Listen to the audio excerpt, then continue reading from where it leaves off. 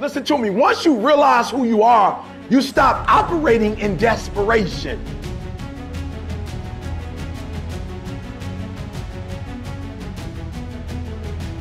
You stop saying yes to stuff you ain't supposed to be saying yes to. So here's my big problem with a lot of y'all is your belief system is off. Like, everybody can see how sweet you are. People are commenting on, you could do this and you could do that, and you the only one ain't caught up with it yet. Gee, why you always on beast mode? I'm shocked more people are on beast mode. There are people who living from check to check and they comfortable. It's the weirdest thing to me. I'm like, boo, you broke. And you broke on several levels. We're not talking about Sally Mae. You still owe your grandma. We're talking about you need to cash your grandma out.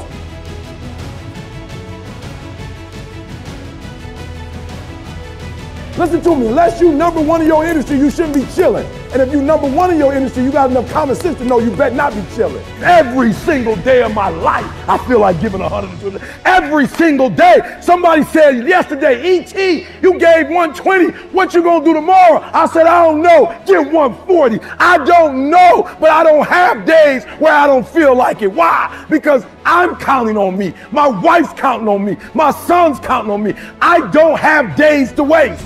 There's nothing wrong with the opportunity. You're not giving 120. You're giving 70. You're giving 60. You're giving 50. And you want what these people who've given sweat, who's given blood, who's given tears, you want what they paid for, and it ain't free. You don't belong at the bottom, and it's time for you to get your butt from down there. It's time for you to stop being comfortable at the bottom. Get your butt up and get to where you're supposed to be. The Bible says he was in a pig pen and he came to himself and he went home. Get your butt up. You are a royal priesthood. Get where you belong. Do what you're supposed to do. Live like you're supposed to live. You got all the stuff. You got it all. But you will not outwork me because your height has nothing to do with my work ethic. Your faith has nothing to do with my work ethic. Your two-parent background has nothing to do with my work ethic. I had a purpose. I wanted to be one of the best basketball players to ever play. And anything else that was outside of that lane, I didn't have time for. There's a quote from one of my English teachers at Lower Merion named Mr. Fisk.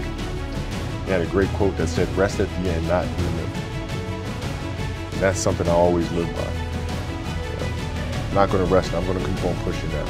There are a lot of answers that I don't have, even questions that I don't have. But I'm just going to keep going. I'm just going to keep going, and I'll figure these things out as we go, right? And you just continue to build that way. So I try to live by that all the time. At what age did that goal become crystal clear? I made that deal with myself at 13 years old. At 13 years old? 13 years old. That's the deal I made. You were crystal clear about it? Crystal clear. And where did inspiration come from? The love of the game. The love of the game, the challenge. Like I would watch Magic play, I'd watch Michael play, and I would see them do these unbelievable things, and I'd say, you know, can I get to that level? I don't know, but let's find out. Let's find out. And so that curiosity to see where I could push this thing led me down that path, I think. I had a summer where I played basketball when I was like 10, 11 years old, and here I come playing, and I don't score 1 point the entire summer. Not a free throw, nothing, not a lucky shot, not a breakaway layup, 0 points. And I remember crying about it, being upset about it. My father just gave me a hug and said, listen, whether you score 0 or score 60, I'm gonna love you no matter what. Wow. Now, that is the most important thing that you can say to a child. Because from there, I was like, okay, that gives me all the confidence in the world to fail. I have the security with it. But to hell with that, I'm scoring 60. And from there, I just went to work. I stayed with it. I kept practicing, kept practicing, kept practicing. I think that's when the idea of understanding a long-term view became important.